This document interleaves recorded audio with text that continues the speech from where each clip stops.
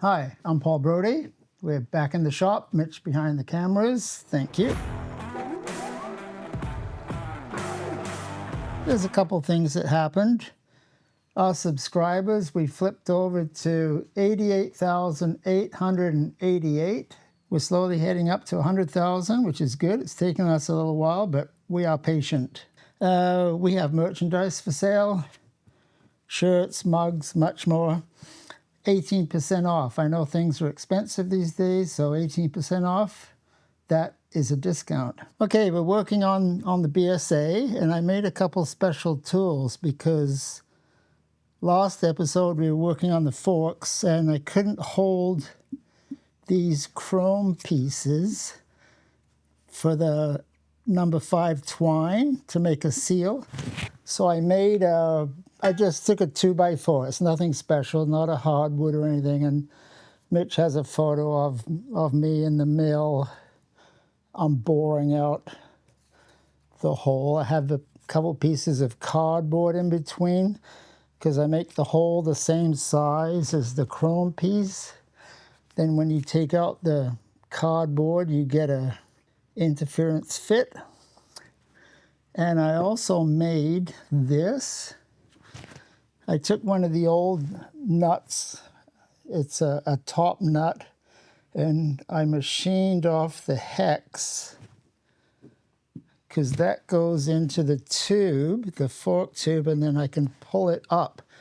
Because once you put on the shrouds and the springs, there's no way to get your hand in there to pull it up. Now, I made one of these for the cub, and I'm pretty sure it's going to be the same size. Do you think I can find it anywhere in my shop? I cannot. So anyway, we're going to use this. I took some grease and I greased up the springs because otherwise when they're inside, they can go rusty.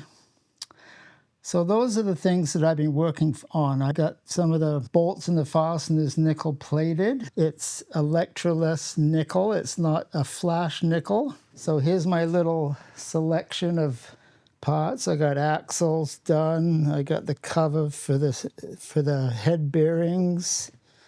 All sorts of, Whitworth special bolts. So it turned out nice. All of this basically was 175 bucks. That's how much nickel plating costs these days. So happy to get it done. I have not used this, so brand new. Can you see here how there's a space? There's a little bit of a gap. I've got the twine in there. So I think that the chrome has to come down and seat on the painted part, the fork leg. This axle, for whatever reason, left-hand thread. Why you need left-hand thread on an axle, I have no idea. So let's see what happens here.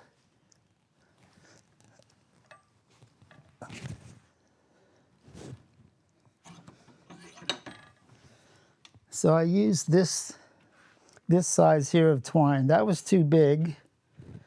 So I've got that size in there now. And, the book doesn't really tell you a lot. I never really looked at it closely because I didn't know when I took it apart it had twine in there. So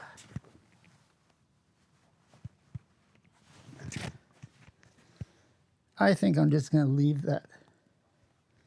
I think that'll be okay. And the twines come out of half of this one here, so I have to put that back in.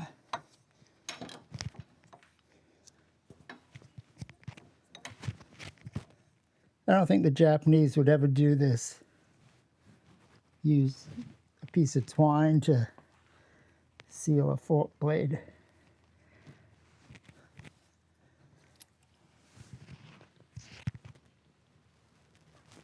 Pretty tight. Okay, I got a struggling bar here. Gonna give me some extra leverage.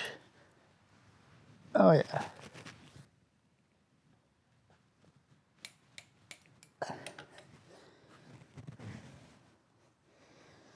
Okay, well, I kind of thought it should go down more, but I don't know.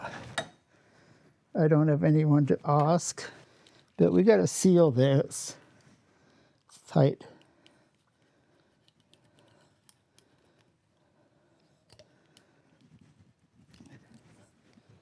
All right, so what happens now is we put on the springs. I've greased them, like I said. So let me get a paper towel.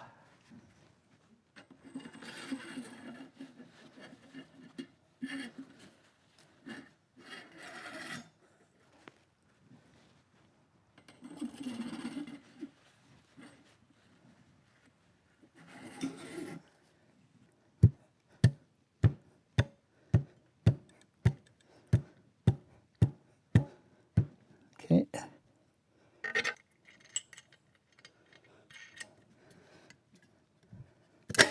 Ooh.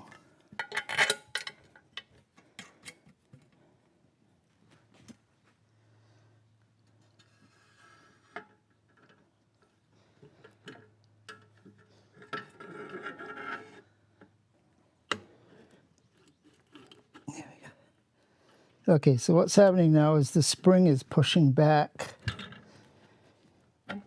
So that's what this is for. Because the fork tube is down inside, and there's no way I can pull the fork tube up. So I need this.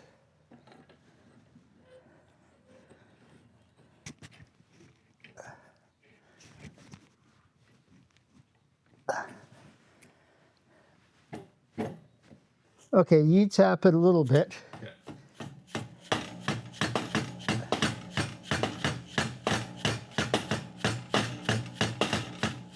Okay, I made a little felt pen mark. I put the top crown on because it's got a taper here. And I made a mark where the taper is. And it could be on a different, but I don't see that red mark now, so it's almost like it's got a,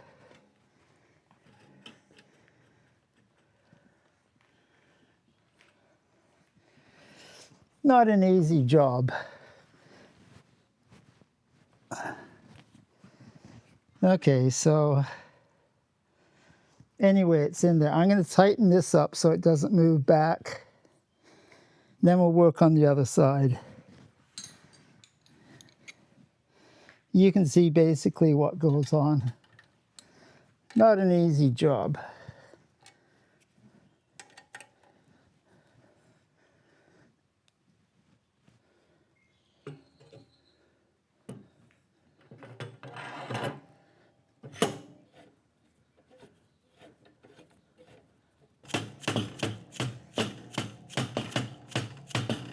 Okay, that's good.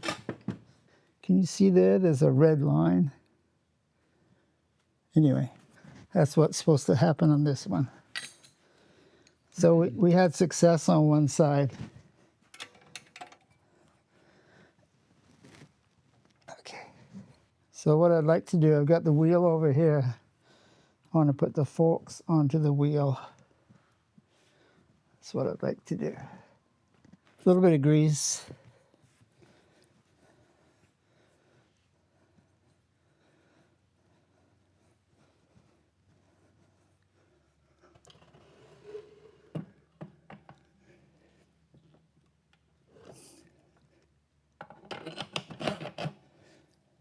All right, so this is left-hand thread.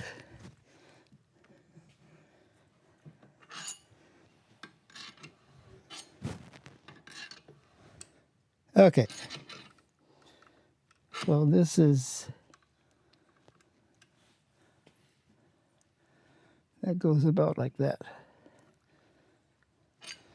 Okay, that's what I wanted to accomplish on this today, so that's good. We're going to work on the rod now and the flywheels. I got a few things going on there, so back to the bench. Okay, we are back. We are in our 6th year of making videos, and we do not use AI. Mitch and I were just having a conversation about AI and all the stuff going on. No AI on our channel. Okay, we're going to work on the flywheel and the rod. We got rod bearings here.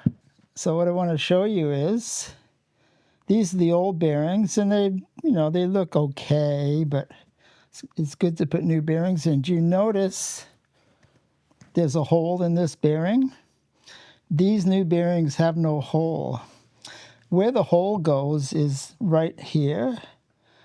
And you see there's a squirt hole here. This goes on the left side, on the drive side, and it helps to lubricate the bearing down on the left side. So it's important to have that hole. And then what we're going to do is to measure what the oil clearance is. Now I have a manual, and I looked all through that part, flywheels, rods. They do not tell what the clearance is. So I'm going to assume that it's about 1 thou. So I've got my measuring devices. I've got a telescoping gauge. Sometimes they call this a snap gauge. See, it opens up to the size of the bore, and then you measure it with a micrometer. This is the size of the hole. So we're going to mark out that. And I was thinking about how to mark the hole, and I've got my little square here. And what I'm going to do is to put this on a plate.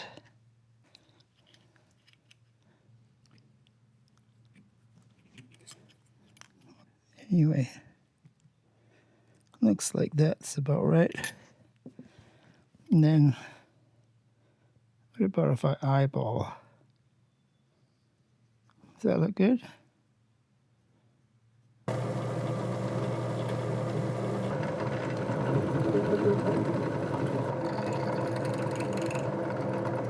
Oops. So it's pretty close. It'll work. So I'll open up this a little bit just by hand because it's soft.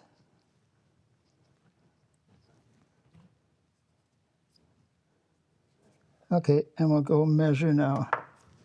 Okay, there's a tang here. Do you see that? See how it's raised up? That goes into that slot right there. And then we'll see. Okay, so I can see the hole. Can you see the hole? So my hole lines up with the hole in the rod. That's good. So oil will go through. So oil comes through on the right side of the flywheel, and it goes into gallery and then into that hole. It comes out that hole. It pressurizes the bearing, and then some of it spits out here. That's how that works. So everything has to be very clean.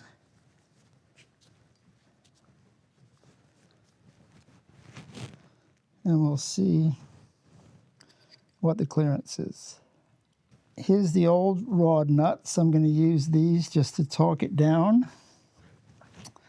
These are the new ones, and can you see how there's, can you see here how there's like something there that it works on the thread. It forces the thread, so this becomes a lock nut.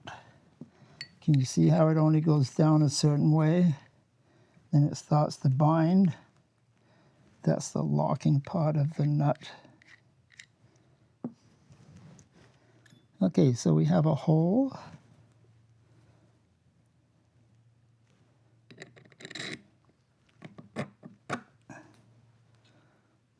See, there's a punch dot. Someone's had this apart. See, there's a punch dot there and there.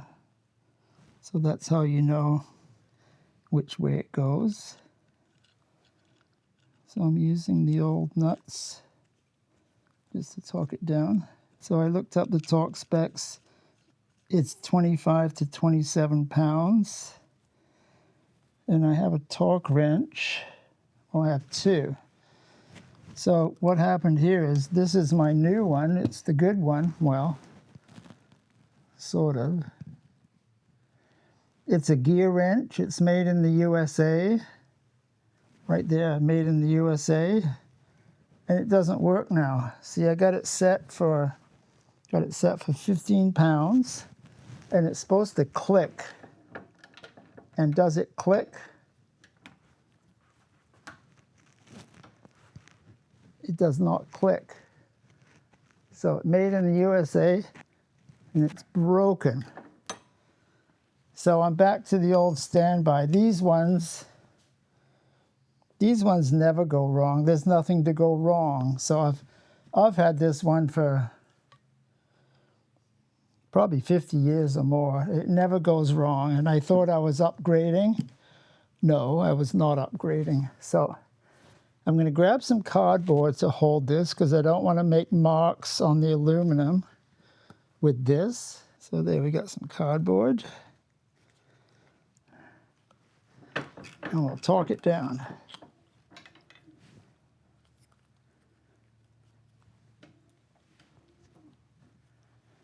Okay, we're not going to do any damage there. And as you torque them down, you want to do it evenly. You don't want to go to full torque on one side and then go to the other side, do full torque. You always go incrementally. That's what I was taught. So we'll go to 10 pounds, 15. We'll do 25, and then 27.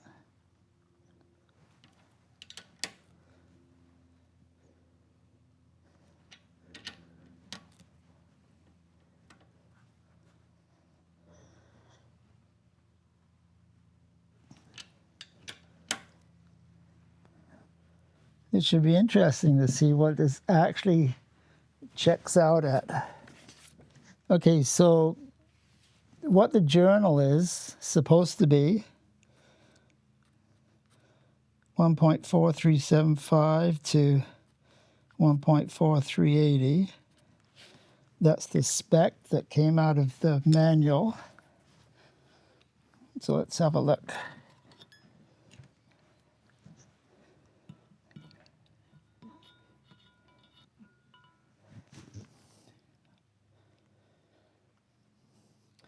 Okay, so this is it's a 1:2 mic. So this is 1.4368. Let me see, you see right there, I'm just estimating. Looks like about 8 thou there, so 0.4368. And I did measure this before, and I think that it's not quite round.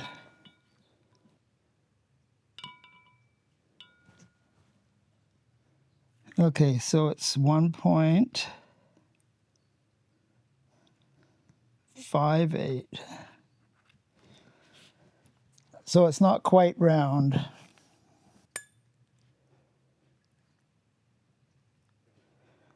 So I close it and I've got it at a slight angle, then I bring it over center.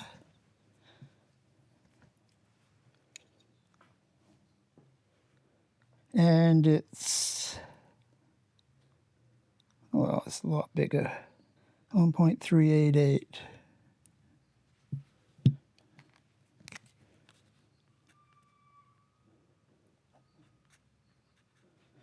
.4388.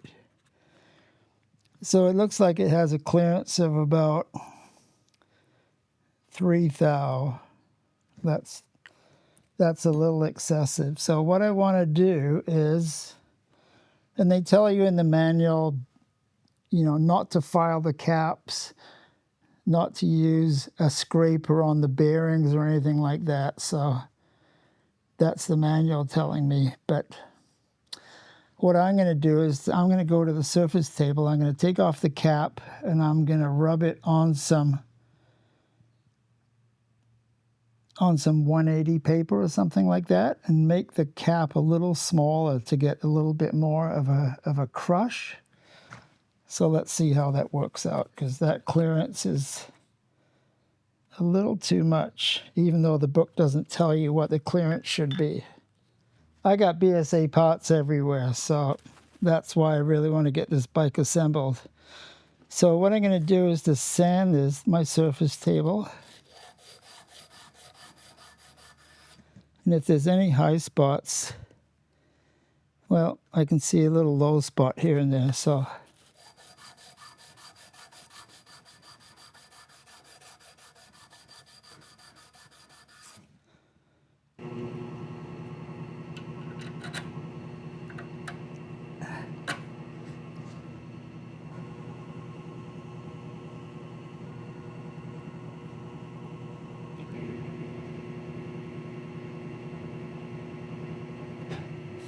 okay, so it's come down a little bit. It's come down to 1.4385. So it's still a little big. I'm going to sand it a little more. I've never actually done this before, but it does make sense.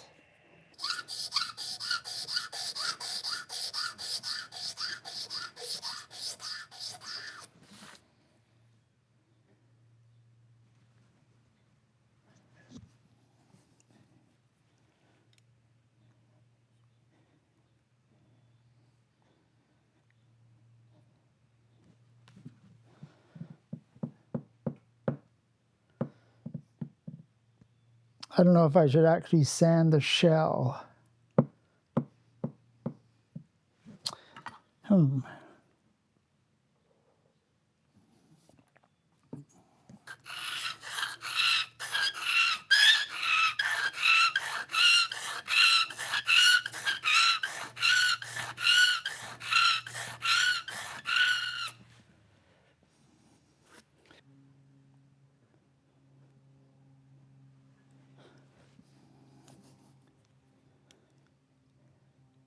Oh, okay. Okay, it's down at 880. I want to take it down another half a thou. So that's working. So I'm going to sand the cap just a little bit and sand the bearing just a little bit. Okay, that's working. These old motorcycles, they do take some time. You have to kind of futz with them. If you just assemble it and don't check things, you could have a problem. You probably will have a problem. So if I just had the new rod bearings and assembled it, I would have had extra clearance, and that might not be a good thing. It would probably work, but I'm not going to race this bike. It's just for riding on the street. So, but I am a little fussy, so I like it to be as good as it can be.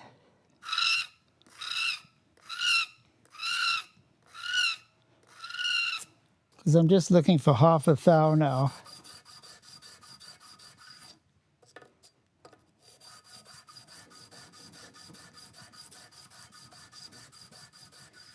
So what does BSA actually stand for? It's the Birmingham Small Arms. They used to make a lot of rifles, and they made bicycles and things like that. When I was a kid, we thought that BSA stood for a bloody sore ass, things like that. That was our way of having some fun.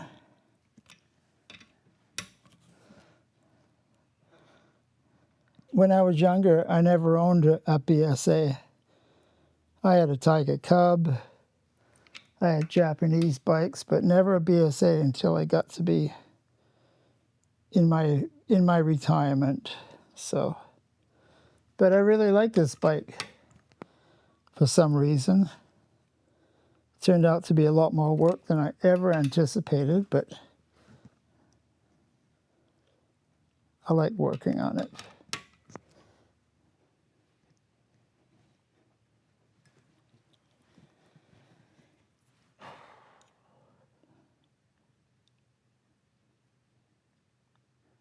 Oh, it's at 7.5. Okay.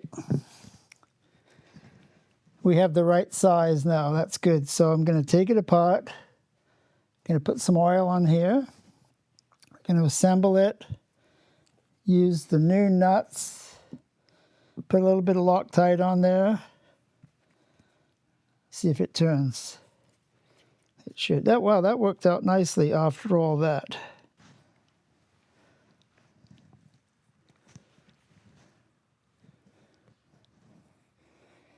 Assembly lube.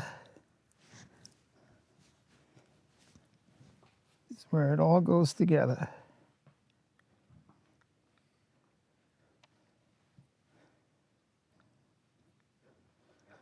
All right, so this is the drive side. So remember the hole? The hole goes on the drive side, like that. And then there's the punch dot. And there's my punch dot.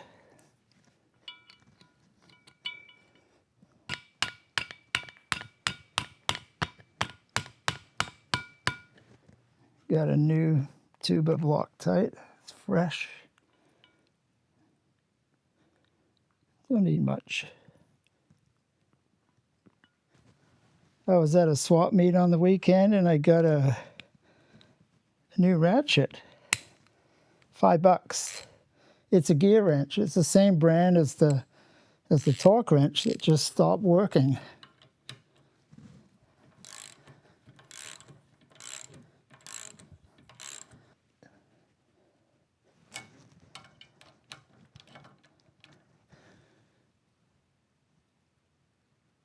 Okay, 27 pounds.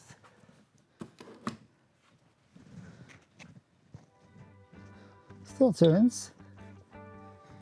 I think we're good. A little bit of side to side, not much.